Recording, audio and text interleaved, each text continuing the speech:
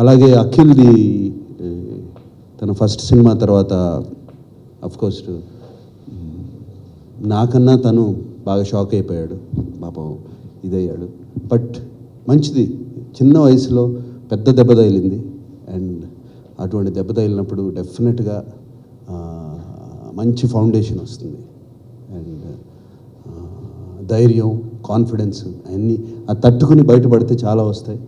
And అదే దాంతో తొందరపడకుండా అతను 1.5 year ఎన్నో ఏమి ఆప్షన్స్ వచ్చినా ఏమొచ్చినా కూడా చేయకుండా ఉన్నాడు.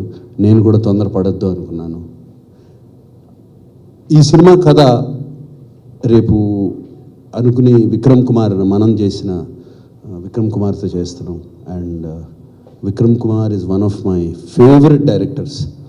ఎందుకంటే ఒక నాన్నగారితో, నాతో, చైతన్యతో 3 generations తీసి ఒక క్లాసిక్ ఫిలిం, అందరికీ గుర్తుండిపోయే సినిమా. అండ్ ఎస్పెషలీ నాన్నగారి లాస్ట్ ఫిలిం, ఆయనకు ఒక క్లాసిక్ ఇచ్చిన Vikram Kumar is the favourite director. ఈ కథ ఆ సినిమా జరుగుతుండగానే చెప్పాడు.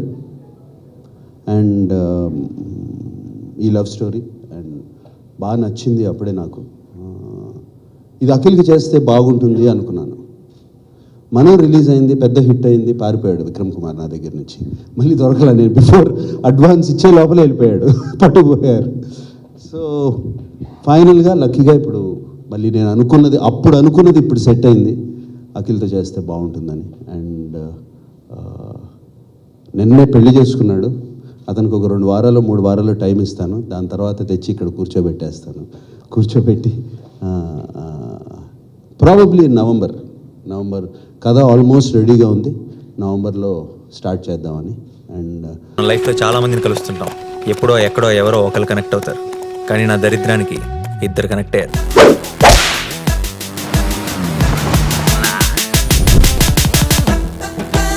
ఈ స్మైల్ చాలా బాగుంది, నిజం అనుకోవద్దు, అబద్ధమే. బానే ట్రై చేస్తున్నావు.